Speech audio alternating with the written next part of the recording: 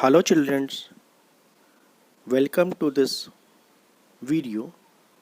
Students, in the online class, I've taught you about the introduction of the Mughal Empire, how the Mughal Empire was founded by Babur. In this chapter or in this video, I'm going to teach you about the rise of Mughals, about the Babur, Humayun, and Akbar. So let's start the chapter The Mughal Empire. Babur, the real name was Babur was Jaruddin Muhammad Babur, was the first Mughal ruler who founded the Mughal Empire in India.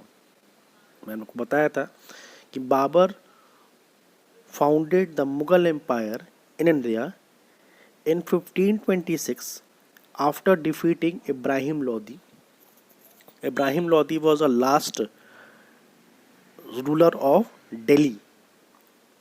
Ibrahim Lodi was the last ruler of Delhi Sultanate. Babur defeated Ibrahim Lodi in the Battle of Panipat, which took place in 1526 AD. After defeating Ibrahim Lodi, Babur occupied the Delhi and founded the Mughal Empire in India.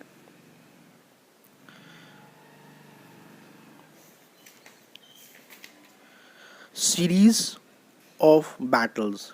We will discuss the battles. जितनी भी लड़ाइयाँ युद्ध लड़े उनके बारे में हम जानेंगे. पहले जानते हैं कि बाबर आया कैसे. Babar was invited to India by Maharana Sangram Singh of Mewar and Daulat Khan Lodi. These were the enemy of Ibrahim Lodi. They wanted to overthrow Ibrahim Lodi from the Delhi Sultanate and occupy Delhi. ये चाह रहे थे कि इब्राहिम लोदी को गद्दी से हटा दें और खुद गद्दी बैठ जाए. तो इसके लिए उन्होंने बाबर की मदद ली और बाबर को इनवाइट किया, आमंत्रित किया कि वो इंडिया में आए और यहाँ पर इन्वेट करे, इब्राहिम लोदी को हराए और उसके बाद दिल्ली की गद्दी पर वो लोग बैठ जाए. Babur was invited by, as I told you, Babur was invited by Maharana Sangram Singh of Mewar and Daulat Khan Lodi, who was the governor of the Punjab, to fight and defeat Ibrahim Lodi. उन्होंने invite किया बाबर को कि वो उन्होंने बाबर को invite किया कि वो आए और इब्राहिम लोदी से फाइट करे, युद्ध करे और उसको हरा दे. In 1526 the first battle of Panipat जो कि दिल्ली के करीब है, it was near Delhi. First battle of Panipat led to the defeat of Ibrahim Lodi. और यहीं पर इब्राहिम लोदी इस पानीपत की युद्ध में हारता है, बाबर के हाथों हारता है, and brought about the downfall of the Lodi dynasty. और यहीं से लॉदी डायनेस्टी धीमे धीमे खत्म हो जाती है. It was the beginning of annexation. After this victory, इस विक्ट्री के बाद annexation होता है and Babur decided to overcome the confederacy union of Rajput formed by Rana सांगा. और उसने निश्चित किया कि यहाँ पर रहकर वो अपना खुद का साम्राज्य स्थापित करेगा. Now, the Battle of Khanwa, fought near the Fatehpur Sikri in 1526 CE, was the outcome of this bitterness between the Babur defeated Rajputs by using his artillery and superior military tactics. और उसके बाद फिर बाबर का और राणा सांगा का, क्योंकि राणा सांगा से इसका युद्ध होता है। किस बैटल में? Battle of Khanwa. The battle of Khanwa was fought between Babur and Rana Sanga, the Rajput ruler. In this battle, Babur defeated the Rajput and occupied the area.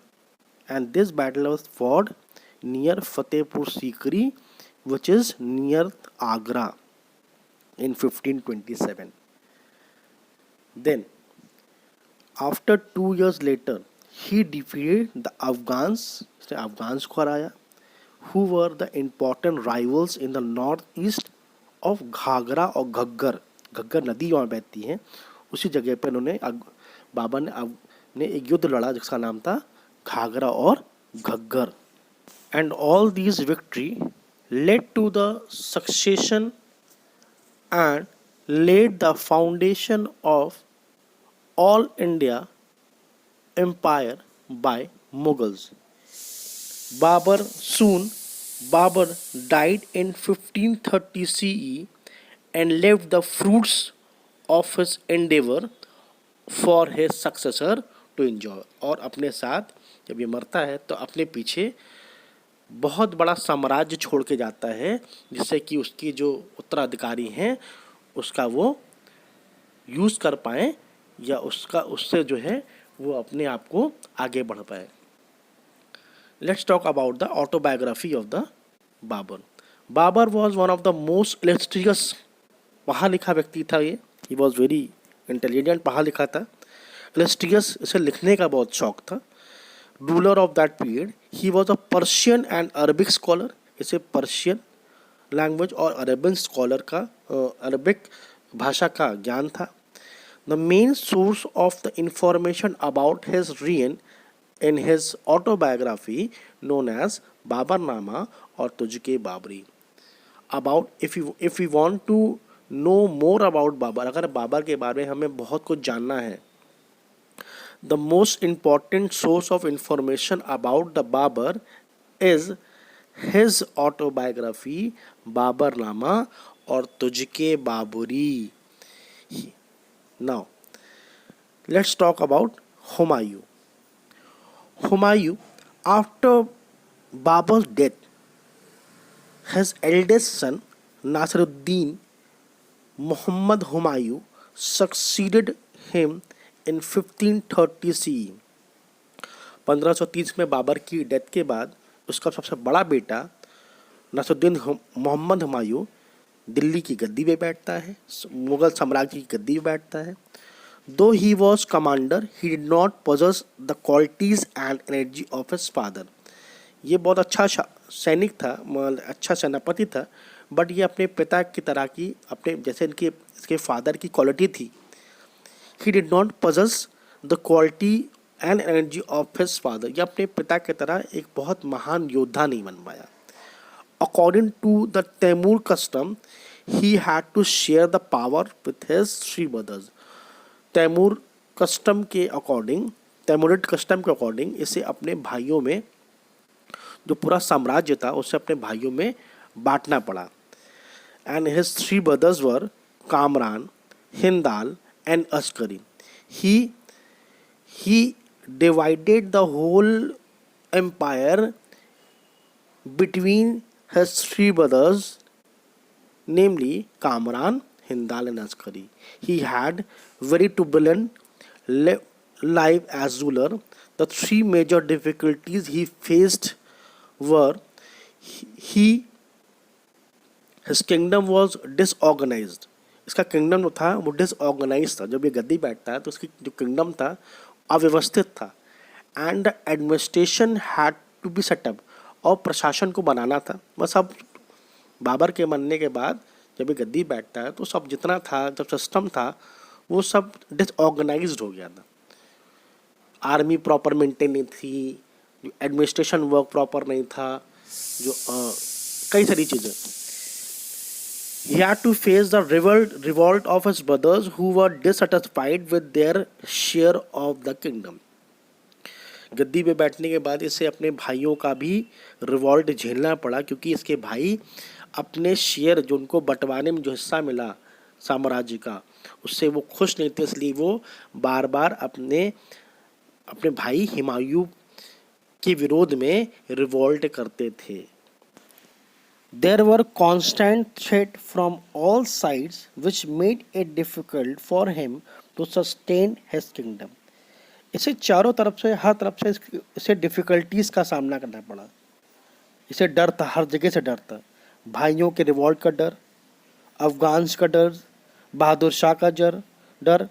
तो he was in difficulties to sustain his kingdom properly. अपने kingdom को संभालने में इसे बहुत डर था, क्योंकि हर तरफ, चारों तरफ दुश्मन इसके फैले हुए थे. इसके खुद के भाई इसके दुश्मन हो गए. ठीक है. Rajput rulers, Bahadur Shah the ruler of Gujarat and Afghans were the great challenges for his empire. अपने एम्पायर को संभालने में ये सभी लोग इसके लिए चैलेंज थे. मीन्स ये सभी इसके राइवल्स थे.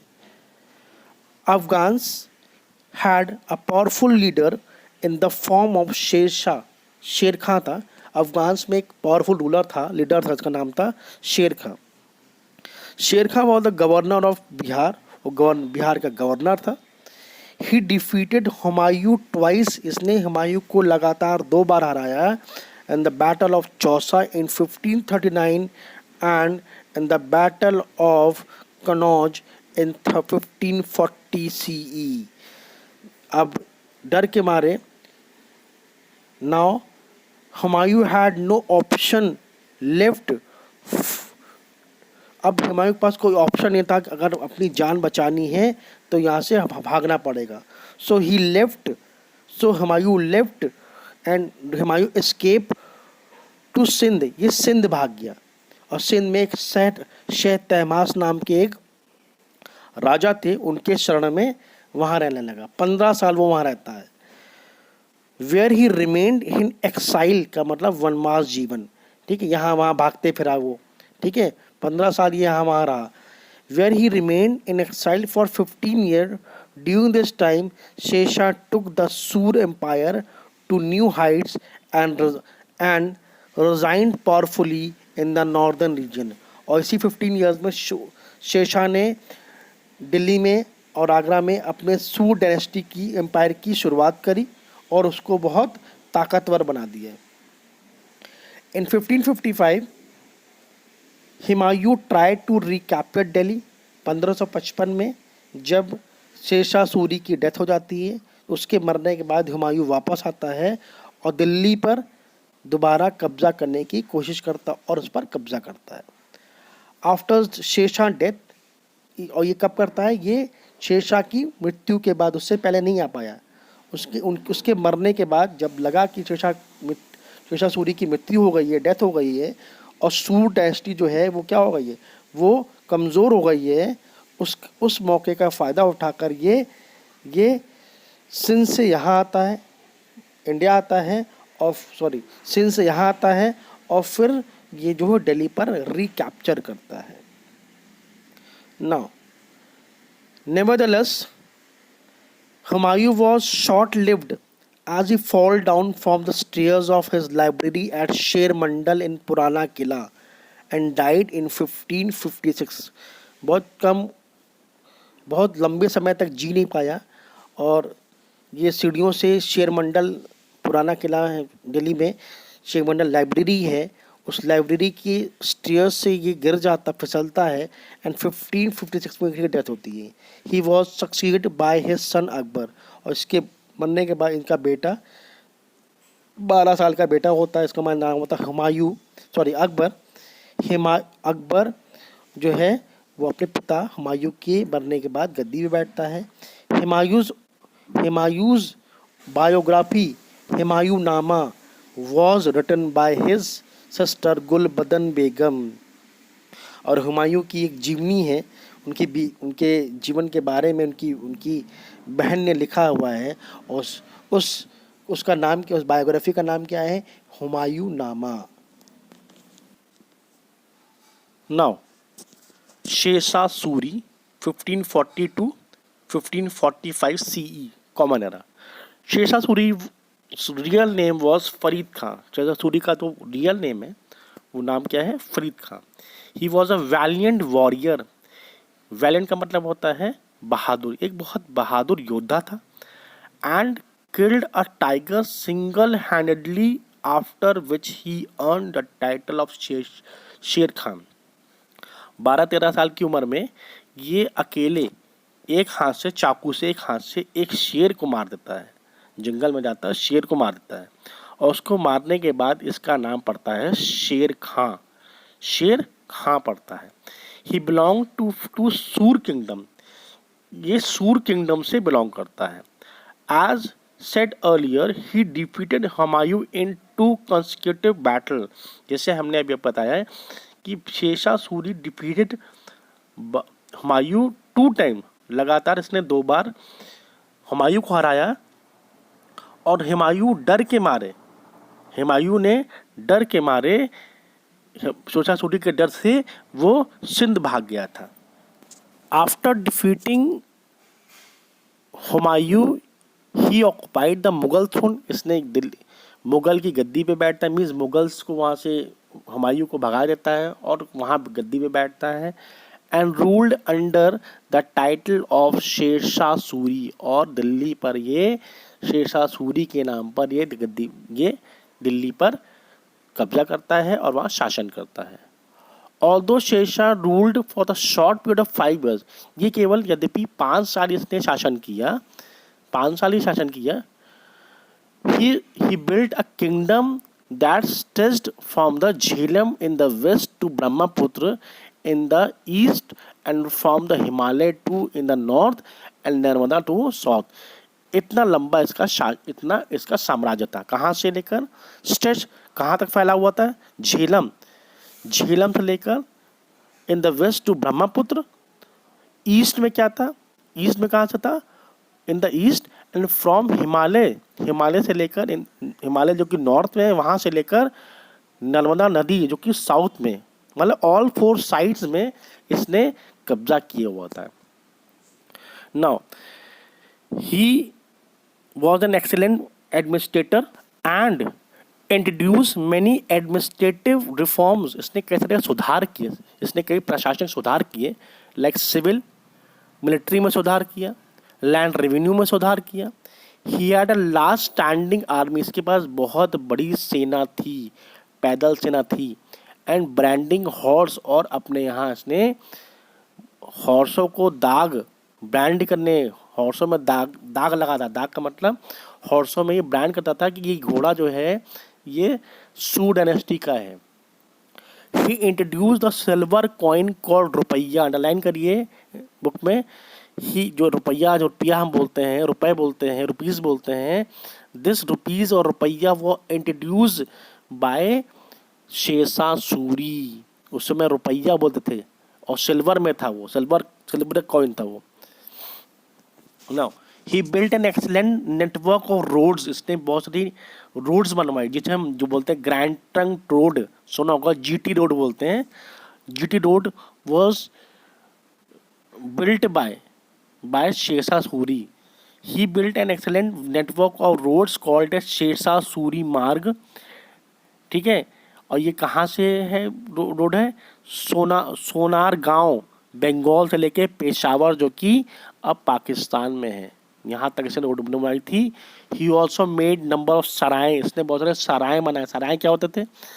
जो यात्री होते थे जब वो जाते थे घोड़े से या पैदल, तो रोड के अगल बगल लोगों के रुकने में, व्यापारियों के रुकने के लिए, उनके आराम करने के लिए यहाँ रुकें और नेक्स्ट डे फिर अपनी ट्रैवल को शुरू करें।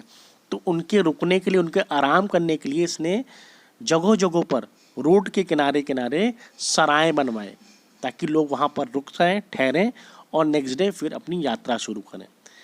He also planted many fruitful trees on both side of roads, और इसने रोड के किनारे किनारे कई सारे फलदार वृक्ष बन लगवाए ताकि लोग उसको खा सकें और उसका मज़ा ले सकें।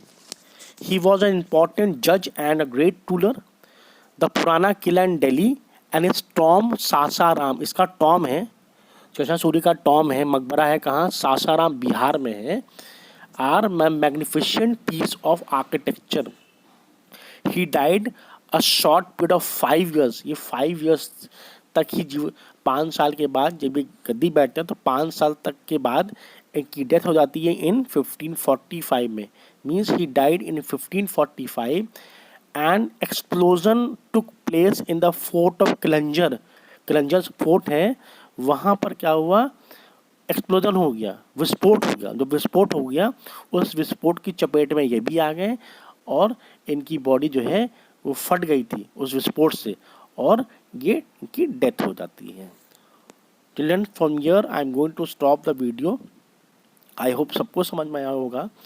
If there is any confusion please let me know in your online class. Till then, goodbye, take care, have a nice day.